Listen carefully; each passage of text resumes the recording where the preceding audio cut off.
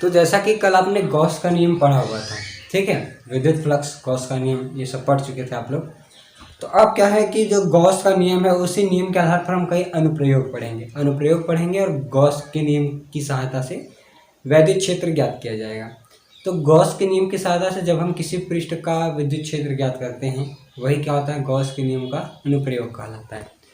तो इस कड़ी में सबसे पहला हेडिंग हमारा होना चाहिए, तो ध्यान दीजिएगा कि गॉस के नियम के अनुप्रयोग में जो हमारा सबसे पहला टॉपिक है वो है कि किसी अनंत लंबाई के एक समान रूप से आवेशित चालक तार के कारण विद्युत क्षेत्र, ठीक है। वैसे कोई भी चालक तार होता है उसकी अनंत लंबाई है, अनंत लंबाई का कोई चालक तार ले रहे हैं, तो चालक तार होता है, तार बेलनाकार होता है। सबसे पहले हम एक बेलन को बनाएंगे इस प्रकार से, ये होगा ना, बेलन है। अब ऐसे मान ले रहे हैं अनंत लंबाई का कोई चालक तार है जो इसी प्रकार से है, हम उस तार का एक छोटा टुकड़ा ले रहे हैं, एक छोटा टुकड़ा हम ले रहे हैं और इस छोटे टुकड़े की लंबाई को हम L बता रहे हैं और इसका जो त्रिज्या है, आंतरिक त्रिज्या, वो कितना है, R है, ठीक। और इसकी लंबाई तो यह बताई है ना, L। अब इसके समीप विद्युत क्षेत्र हमें ज्ञात करना है। मान ले रहे हैं कि यह Q आवेश से आवेशित है, Q आवेश से आवेशित है, यानी पूरा पृष्ठ Q आवेश से क्या किया गया है, आवेशित किया गया है। अब इसके कारण आप वैद्युत क्षेत्र ज्ञात करेंगे और ये भी मान ले रहे हैं कि यहाँ पर हमें वैद्युत क्षेत्र ज्ञात करना है, इस बिंदु को P दर्शा रहे हैं। अब अगर वैद्युत क्षेत्र की तीव्रता इस तरफ है, ठीक, और क्षेत्रफल की दिशा भी इसी तरफ है, इनके बीच बनने वाला कोण 0 अंश होगा और cos 0 अंश का मान 1 होगा। क्योंकि ये बेलन है तो बेलन के क्षेत्रफल की दिशा हर दिशा में होगी ना, लंबवत हर जगह होगा। जैसे विद्युत क्षेत्र इस तरफ है तो क्षेत्रफल की भी दिशा इसी तरफ होगा, यानी इसी तरफ विद्युत क्षेत्र भी है और इसी तरफ क्षेत्रफल की दिशा भी है, ठीक। तो सबसे पहले हम क्या लिखेंगे, उत्पत्ति। माना कोई चालक तार जो कि L लंबाई का है, जिसकी आंतरिक त्रिज्या R है, वह Q आवेश से परिबद्ध है, तो उसके समीप हम एक बिंदु P मान लेते हैं जहां पर हमें विद्युत क्षेत्र ज्ञात करना है। क्योंकि ये सब नोट करना है जो मैं बोल रहा हूँ, अब प्रीवियस करके नोट कर लीजिएगा। क्योंकि कोई भी तार एक बेलनाकार होता है, अर्थात इस तार का या इस बेलन का क्षेत्रफल कितना होगा, ठीक। इतना लिखने के बाद क्या लिखेंगे, तार का क्षेत्रफल कितना हो जाएगा, S बराबर 2πr_L, यही होता है ना, बेलन का वक्र पृष्ठीय क्षेत्रफल 2πr_L होता है, इतना हो गया। और फिर उसके बाद हमें विद्युत क्षेत्र E ज्ञात करना है, यह Q आवेश से परिबद्ध है गॉस के प्रमेय से। अगर आपको यहाँ दिखाई नहीं दे रहा तो मैं बता दे रहा हूँ, यहाँ पर मैंने लिखा है उत्पत्ति, फिर तार का क्षेत्रफल S बराबर 2πr_L गॉस के प्रमेय से, ठीक है ना, गॉस के प्रमेय से। गॉस का प्रमेय होता है फाई E बराबर Q/ε0। देखिए तार का क्षेत्रफल कितना हो जाएगा, S बराबर 2πr_L, ठीक है। जब कोई भी तार है तो तार कैसा होता है, रेखीय अवस्था होता है, एक रेखा होता है ना, ठीक है। रेखा के लिए, इस रेखीय पृष्ठ के लिए इसका रेखीय आवेश घनत्व कितना होगा, तो तार का रेखीय आवेश घनत्व, ठीक है। यहाँ पर जो मैं लिखा हूँ उसको बता दे रहा हूँ, तार का रेखीय आवेश घनत्व कितना होता है, लैम्डा बराबर Q/L होता है ना, ठीक, लैम्डा बराबर Q/L होता है। इसके बाद ध्यान दीजिएगा, लैम्डा बराबर Q/L हमारा क्या हो गया, रेखीय आवेश घनत्व हो गया। और फिर उसके बाद गॉस के नियम से कितना हो जाएगा, फाई E बराबर Q अपॉन एप्सिलॉन नॉट होता है। और विद्युत फ्लक्स कितना होता है, क्योंकि फाई ई बराबर ई एस भी तो होता है, ठीक है, या ई एस बराबर Q अपॉन एप्सिलॉन नॉट हो गया। अब ई एस बराबर Q अपॉन एप्सिलॉन नॉट हुआ। अब हम यहाँ पर क्या करेंगे, यस का वैल्यू ला करके रख देंगे, इसके बाद ई का हम मान ज्ञात करेंगे, और वही ई का मान ज्ञात करने के बाद हम लैम्डा का मान रख देंगे, और फिर हमें विद्युत क्षेत्र ज्ञात हो जाएगा। तो ई इंटू यस का मान कितना है, 2 पाई आर एल बराबर Q अपॉन एप्सिलॉन नॉट हो गया। अब फिर E into 2 pi R is equal to 1 upon epsilon naught into Q upon L. ये हो जाएगा कि नहीं, Q बटे एल हुआ। अब इसी Q बटे एल को हम क्या लिख सकते हैं, लैम्डा लिख सकते हैं, अभी हमने बताया ना, यानी E into 2 pi R is equal to lambda into 1 upon epsilon naught, ठीक। E is equal to 1 upon 2 pi epsilon naught into lambda upon R. R को इसके साथ रख दे रहे हैं, एप्सिलॉन नॉट को 2 पाई के साथ ले रहे हैं। अब फिर हम क्या करते हैं, यहाँ पर 2 से ऊपर ऐसे गुणा, जब 2 से गुणा हुआ तो 1 बटे 2 दूनी 4 पाई एप्सिलॉन नॉट हो गया, और यहाँ पर 2 लैम्डा अपॉन आर हो गया। इस प्रकार से अब हम यहाँ पर 2 से गुणा इसलिए किए क्योंकि हमें पता है कि 1/4 पाई एप्सिलॉन नॉट का मान कितना होता है, 9.0 गुणे 10⁻9 होता है ना, ठीक।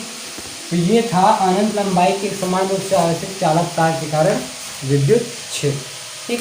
तो कोई भी तार जो होता है वो बेलनाकार होता है, तो उसका क्षेत्रफल कितना होगा, 2 पाई आर एल, क्योंकि बेलन का वक्रपृष्ठीय क्षेत्रफल इतना ही होता है। और तार कोई भी होता है रेखीय रूप में होता है, इसका रेखीय आवेश घनत्व कितना होगा, लैम्डा बराबर Q अपॉन एल। गॉस का नियम क्या होता है, फाई ई बराबर Q अपॉन एप्सिलॉन नॉट। तो फाई ई बराबर ई एस भी तो होता है, विद्युत फ्लक्स बराबर विद्युत क्षेत्र गुणे क्षेत्रफल। और फिर उसके बाद फाई ई का दोनों मान सेम है, तो यहाँ पर ई एस बराबर Q अपॉन एप्सिलॉन नॉट कर देंगे, ठीक।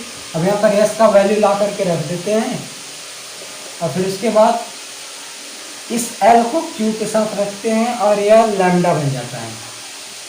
और फिर ई का वैल्यू ज्ञात कर लेते हैं, यानी किसी भी अनंत लंबाई के एक समान आवेशित तार के समीप विद्युत क्षेत्र की तीव्रता के लिए गॉस के नियम के अनुप्रयोग से जो सूत्र प्राप्त हुआ वो यही है, is equal to 1/4 pi epsilon naught into 2 lambda upon R. इसे नोट कर लीजिए।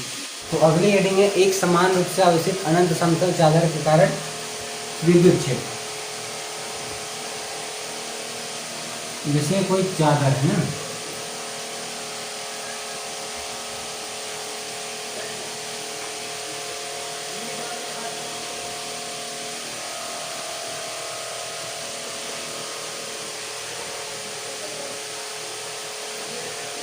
इस प्रकार से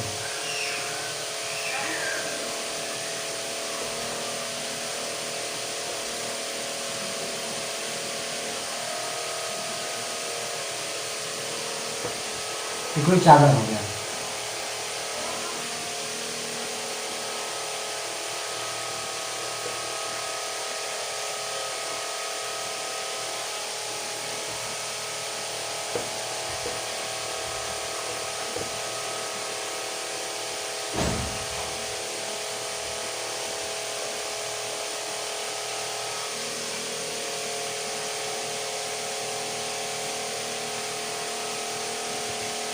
देखिए इस प्रकार से ये हमने फिगर जो बनाया है, इस फिगर में आपको क्या ध्यान देना है, ये कोई चादर है और इस चादर के लिए 2 पृष्ठों को दर्शाने के लिए ये घन बनाया गया है ना, ठीक है, घनाभ, सॉरी, कोई चादर है। अब चादर के लिए हमें क्या करना है, चादर के समीप विद्युत क्षेत्र ज्ञात करना है।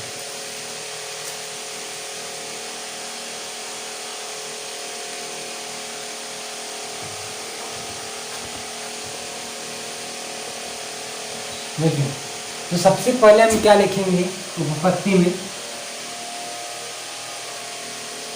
अब फिगर बनाइएगा और फिगर बनाने के बाद लिखिएगा, माना एक समान रूप से आवेशित अनंत समतल चादर जो कि ए क्षेत्रफल का है, ठीक है।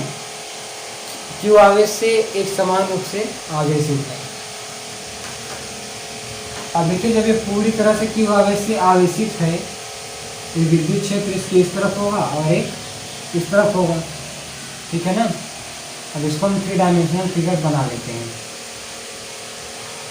एक इस तरफ, एक इस तरफ और एक इस तरफ, एक्स वाई और जेड, ठीक। एक्स वाई जेड, एक्स ये हो जाएगा, वाई ये हो जाएगा और एक जेड हो जाएगा। इस प्रकार से ना बना लेते हैं। अब इसके बाद ये ध्यान दीजिएगा, इसका विद्युत क्षेत्र इस तरफ की होगा। अब इसके दो क्षेत्रफल हैं, एक क्षेत्र ये है यानी एक पृष्ठ ये है, दूसरा पृष्ठ इस तरफ है। जैसे कोई भी चादर ले लिए जाए, मान ले रहे हैं यही हमारा चादर है, ठीक है। अब देखिए इसकी कुछ मोटाई है, ठीक ना, लेकिन इसके दो पृष्ठ है ना, एक इस तरफ का है और एक इस तरफ का है। इसके दो पृष्ठ हैं।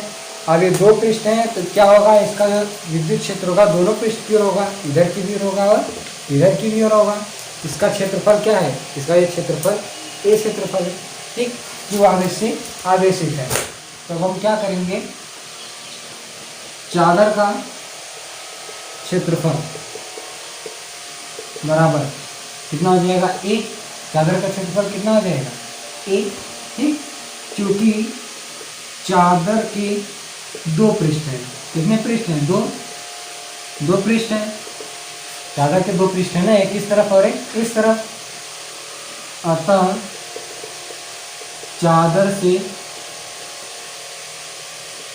गुजरने वाला संपूर्ण विद्युत फ्लक्स, संपूर्ण विद्युत फ्लक्स कितना हो जाएगा, फाई ई बराबर ई ए प्लस ई ए। ऐसा क्यों हो रहा है, क्योंकि एक क्षेत्र इस तरफ है, एक क्षेत्र इस तरफ है। इधर से भी कुछ फ्लक्स गुजरेगा, इधर से भी कुछ फ्लक्स गुजरेगा, दोनों को जोड़ देंगे तो ई ए कितना हो जा रहा है हमारा, 2EA। यानी कुल कितना विद्युत फ्लक्स गुजर रहा है, 2EA, कितना विद्युत फ्लक्स गुजर रहा है। अब हम क्या करेंगे, गॉस के प्रमेय से, गॉस के नियम से या प्रमेय से ये कहीं पर, क्योंकि कितना होता है, फाई ई बराबर क्यू अपॉन एप्सिलॉन नॉट, ऐसा गॉस ने बताया था ना। तो हम इसके बराबर इसको रखते हैं, 2EA बराबर क्यू अपॉन एप्सिलॉन नॉट, ठीक। अब हमें ई ज्ञात करना है, तो Q upon 2 epsilon naught A कितना हो गया, यानी ई बराबर 1/2 epsilon naught into Q upon A. अब क्यू अपॉन ए क्या होता है, क्योंकि चादर क्या है, एक पृष्ठ है, ठीक है ना, पृष्ठ है तो इसका पृष्ठीय आवेश घनत्व तो ज्ञात होगा। चादर का पृष्ठीय आवेश घनत्व कितना हो जाएगा, सिग्मा बराबर क्यू अपॉन ए, यही होता है ना, क्यू अपॉन ए। अगर आप लोग ये नहीं पढ़े हो तो अभी भी वीडियो हमारा यूट्यूब पे अपलोड है, आप उन वीडियो को जा करके देखो, अच्छे से पढ़ो। जो भी नहीं समझ में आ रहा है, बहुत लोग ऐसे होंगे जो बोलेंगे सर ये टॉपिक नहीं समझ में आया। ये टॉपिक क्यों नहीं समझ में आया, क्योंकि आपने इसमें से कुछ ऐसा नहीं देखा होगा या नहीं पढ़ा होगा जिसके कारण नहीं समझ में आया। तो आप पिछली वीडियो जा करके देखिए, जितनी भी पिछली वीडियो आप उसको जाकर देखिए, पढ़िए। इसलिए मैं बार बार कहता हूँ कि नोट्स बनाइए, नोट्स अगर आप बनाओगे तो बहुत अच्छे से समझ में आएगा। सिग्मा बराबर क्यू अपॉन ए हो गया, ठीक है ना। अब इसको हटा करके हम सिग्मा रख देंगे, यानी अतः ई बराबर sigma upon 2 epsilon not, sigma बराबर 2 एप्सिलॉन नॉट। अनंत आवेशित, अनंत समतल चादर के समेत विद्युत क्षेत्र इतना ही होगा, ठीक। आपको शुरू में क्या लिखना होगा, फिगर बनाने के बाद, माना कोई चादर है जो कि क्यू आवेश से परिबद्ध है, जिसका क्षेत्रफल ए है, जिसके दो पृष्ठ हैं, चादर का दो पृष्ठ होता है, ठीक है ना।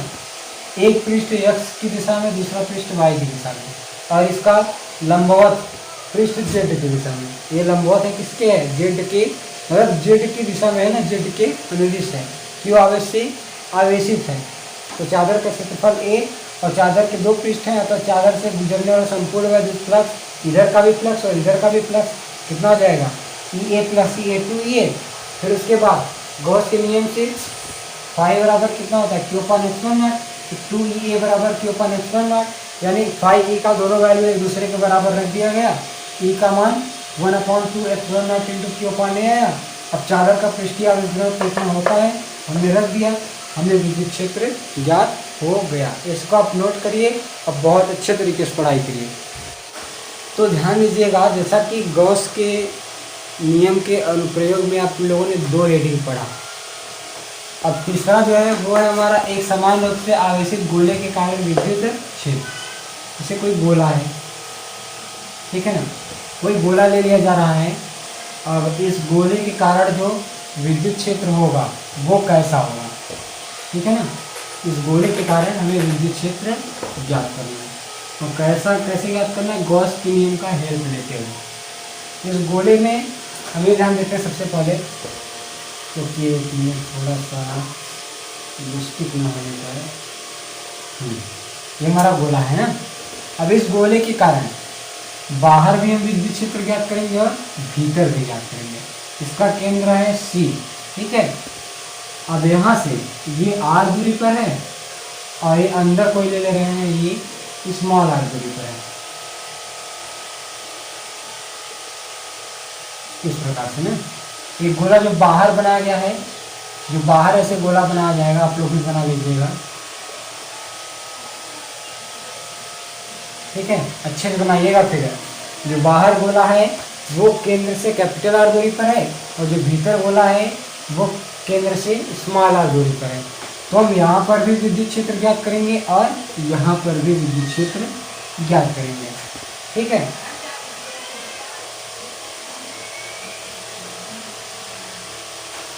तो सबसे पहले क्या करेंगे, उपपत्ति में क्या लिखा जाएगा,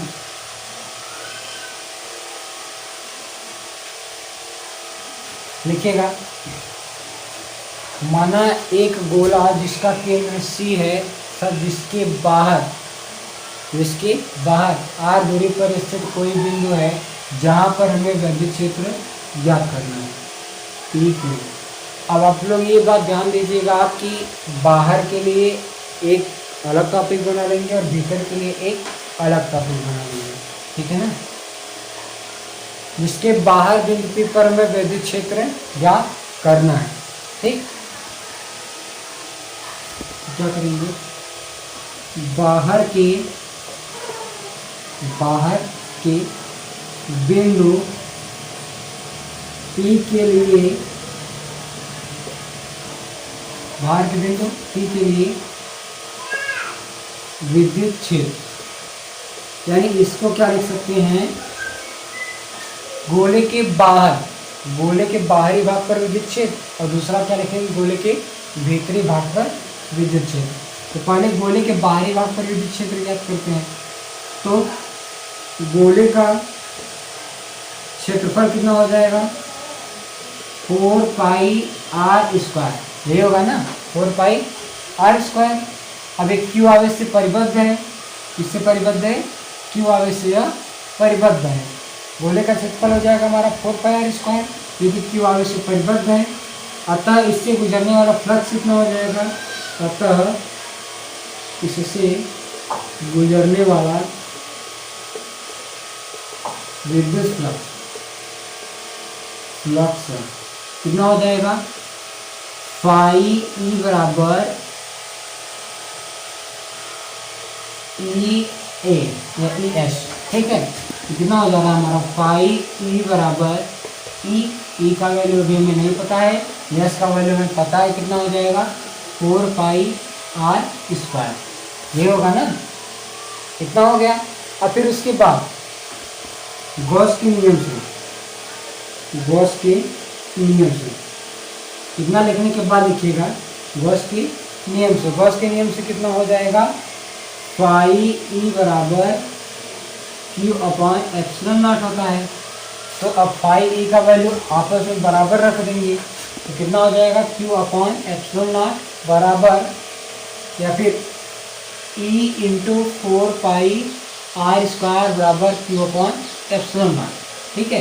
यानी ई बराबर 1/4 R square into Q upon epsilon naught, E बराबर कितना हो जाएगा 1/4 epsilon naught into Q upon R square, कितना हुआ ना, ठीक है। कितना हो गया, तो देखिए पहला विद्युत क्षेत्र में नॉर्मली ये फॉर्मूला होता है जो कि ज्ञात हो गया, ठीक। अब क्या करते हैं, यदि बाहर का बिंदु P, यदि बाहर का बिंदु P गोले पर स्थित हो, गोले पर स्थित हो, ठीक है ना, गोले पर ही स्थित हो, यानी ये बिंदु इसके बहुत करीब हो, इस गोले पर ही स्थित हो, और संभवतः इसी पर स्थित होना भी चाहिए, क्योंकि इतना भी ज़्यादा दूर हम विद्युत क्षेत्र नहीं जा पाएंगे, ठीक है। तो गोले पर स्थित होगा तो क्या हो जाएगा हमारा यस बराबर 4 आर स्क्वायर, यानी ए बराबर, जो कि क्या हो जाएगा गोले का क्षेत्रफल हो जाएगा। तब गोले का पृष्ठीय आवेश घनत्व, पृष्ठीय आवेश घनत्व कितना हो जाएगा, गोले का पृष्ठीय आवेश घनत्व सिग्मा बराबर क्यू अपॉन ए होता है, ठीक है ना। तो हम क्या करेंगे, या ई बराबर 1/एप्सिलॉन naught into Q upon 4 R square, या ई बराबर 1/एप्सिलॉन naught into Q upon A, ठीक है। अथवा क्या करेंगे, ई बराबर क्यू अपॉन ए को क्या दर्शाएंगे, सिग्मा अपॉन एप्सिलॉन नॉट, ठीक है ना। ये भी होगा, ये दोनों होगा, आप दोनों नोट करिए। तो इसके पहले जो डेरिवेशन था वो तो गोले के बाहर स्थित किसी बिंदु पर विद्युत क्षेत्र के लिए था। अब जो है वो क्या होगा, गोले के भीतर स्थित किसी बिंदु पर विद्युत क्षेत्र के लिए होगा। तो क्या करेंगे, दूसरा पॉइंट डालेंगे, गोले के भीतर